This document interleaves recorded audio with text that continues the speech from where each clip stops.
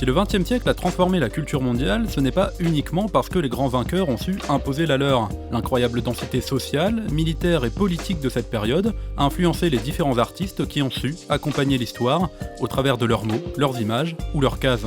Au Japon, le traumatisme de la guerre et de la bombe a évidemment été un des facteurs majeurs de l'explosion du manga, et même si son impact a continué à se faire ressentir des décennies plus tard au travers d'artistes et d'œuvres majeures, il y a d'autres acteurs tout aussi importants qui ont su être plus discrets. En 1959, les deux plus grandes maisons d'édition du pays créent Weekly Shonen Magazine et Weekly Shonen Sunday.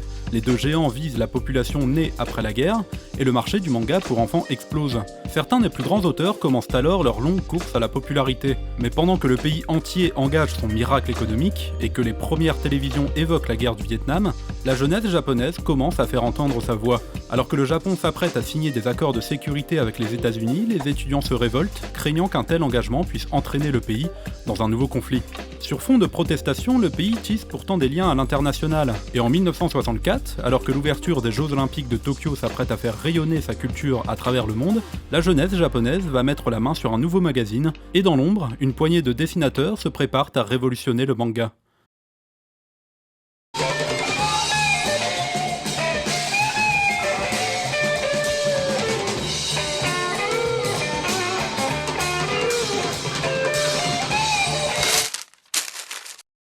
Alors que le Japon est en pleine mutation, la conception du magazine Garo va répondre à plusieurs facteurs sociaux, historiques et culturels. Avant de mettre le doigt sur cette discrète révolution et pour bien comprendre comment elle a vu le jour, un retour en arrière s'impose. À la fin de la Seconde Guerre mondiale, le Japon tente de reprendre son souffle alors que le pays subit encore l'occupation américaine. Le faible niveau de vie de la population prive l'accès à de nombreux loisirs, mais le prix du livre n'empêche pourtant pas les Japonais d'accéder à la culture. Certains services leur permettent de louer des livres et des mangas à moindre coût, les kashihon. Les mangas publiés dans ce but ne subissent alors que très peu de contraintes éditoriales. Loin de la pression que subiront les auteurs des décennies plus tard, ces derniers y trouvent une certaine liberté de création. Cette courte période permettra alors au manga d'évoluer et de proposer plus que de simples histoires pour jeunes lecteurs, se détachant ainsi de la vision occidentale du médium. Sous cette forme, les mangaka vont explorer leur art et proposer des œuvres plus personnelles. Yoshihiro Tatsumi créera notamment le Gekiga, un style visuel et dramatique, ciblant ouvertement un public adulte. Mais à mesure que le Japon connaîtra une hausse de son niveau de vie, la location des kashihon manga déclinera petit à petit. Les Japonais commencent à s'équiper de télévision et leur budget leur font préférer l'achat à la location, devant des librairies qui impriment à plus grande échelle. À cette période, les auteurs qui n'auront pas l'opportunité de dessiner pour les Weekly Shonen Magazine ou Weekly Shonen Sunday pourront difficilement faire publier leurs œuvres.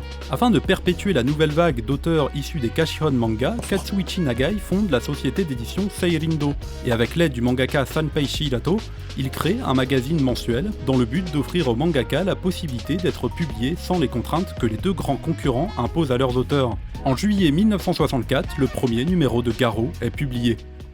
Sanpeishi Hirato restera pendant longtemps une figure emblématique du magazine.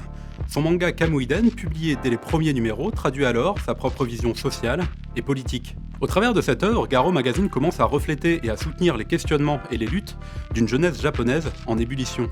La longue épopée de Kamuiden décrit le destin de plusieurs personnages vivant au XVIIe siècle, dont certains proviennent d'une classe populaire de basse extraction. Le personnage principal devient ninja et choisit sa voie dans une volonté de revanche sociale. Contrairement à la majorité des héros de manga, son destin et sa classe ne sont pas déterminés par le sang ou un quelconque héritage, mais par la volonté de lutter contre sa hiérarchie. Dans Kamuiden, les combats et le sang sont là pour soutenir le message de l'auteur, et pour les personnages, la violence n'est pas que visuelle, elle est aussi nécessaire.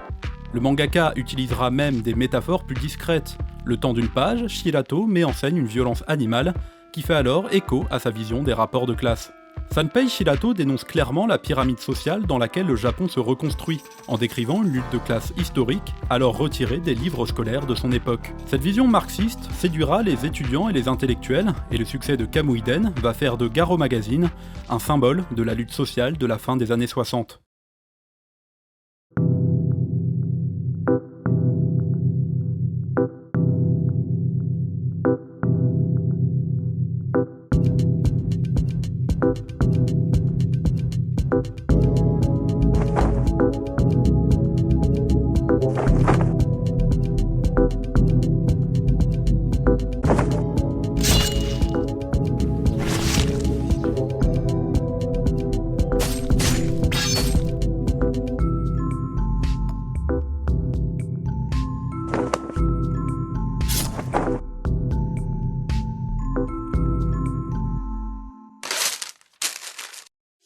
Durant cette période, le mouvement étudiant va se renforcer. Dès 1965, les étudiants commencent le blocage des universités pour protester contre l'augmentation des frais de scolarité.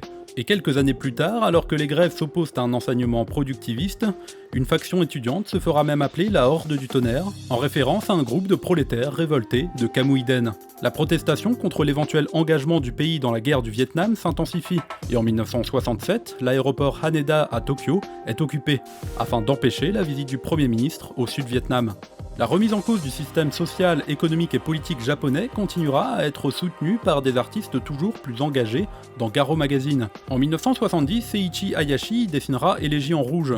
Inspiré par la nouvelle vague du cinéma français, le récit met en scène un couple de jeunes japonais en plein questionnement. Luttant contre un mariage forcé et contre l'absurdité d'une vie rythmée par leur travail, les deux héros s'interrogent sur le futur et ne cessent de remettre en cause les règles de leur société.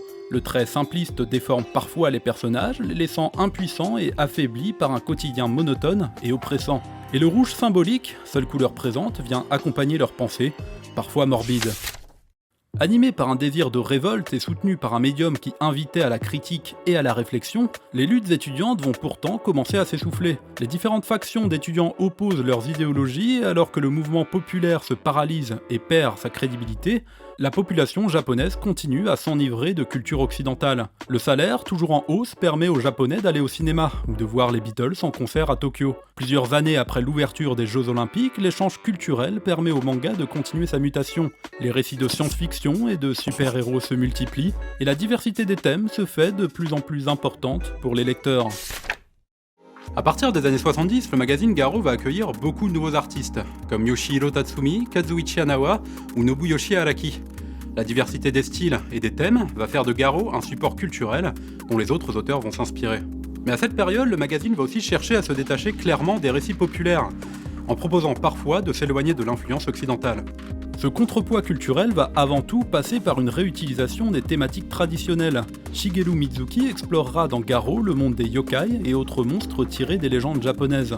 Dans Non Non Ba, le héros passe du temps avec sa grand-mère, qui va lui faire découvrir le folklore traditionnel, sur fond d'histoires de fantômes. En identifiant le lecteur à son personnage, le mangaka réussit à lui délivrer un message fort.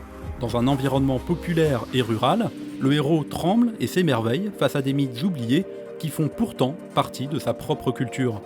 Parfois, la volonté du magazine de s'éloigner de l'influence occidentale passera par la simple critique. Dans Élégie en rouge, la première page nous présente un personnage grotesque et malsain, aux traits ronds, rappelant évidemment le style Disney dont s'est beaucoup inspiré Osamu Tezuka. Un procédé graphique volontairement indiscret et moqueur que l'on retrouvera dans Palepoli d'Usawaru Furuya, publié dans Garo des décennies plus tard. Cette contre-culture va faire de Garo un véritable laboratoire pour des auteurs de plus en plus inventifs.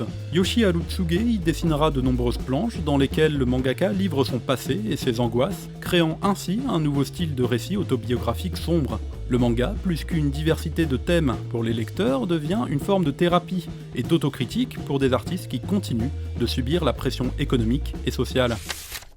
Devant le succès de Garo, beaucoup d'auteurs s'inspireront des œuvres publiées dans le magazine. La violence graphique, les thèmes traditionnels, les messages sociaux, la vision de Garo va influencer le manga dans sa globalité et faire de la bande dessinée japonaise un des arts populaires les plus diversifiés.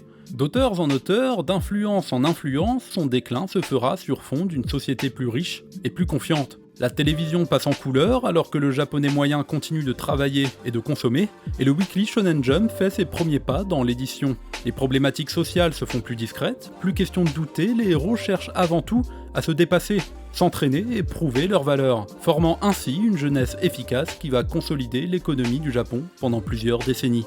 Garo aura transformé le manga à plusieurs niveaux, mais aux yeux de l'Occident, cette révolution restera discrète, car elle n'implique que très peu les relations internationales. Et même si les géants du manga pour adolescents semblent encore aujourd'hui dominer totalement le médium, la marque que le magazine aura laissée transpire encore dans les œuvres de certains auteurs du XXIe siècle. Garo Magazine nous prouve encore que la diversité du manga vient avant tout d'un siècle extrêmement intense. C'est parce que le manga s'est forgé dans un pays en pleine reconstruction économique et en plein questionnement social que sa diversité et sa popularité en font encore aujourd'hui un art particulièrement puissant.